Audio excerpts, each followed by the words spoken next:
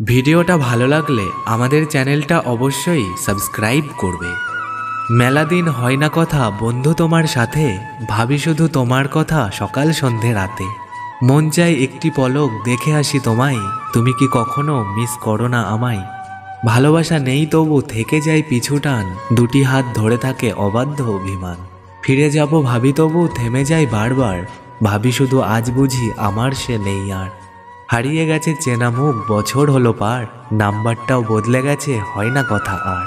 শেষ হয়ে যায় গল্পেরা স্বার্থের কাছাকাছি, কান্না লুকিয়ে হাসি মুখ বলে বেশ ভালো আছি।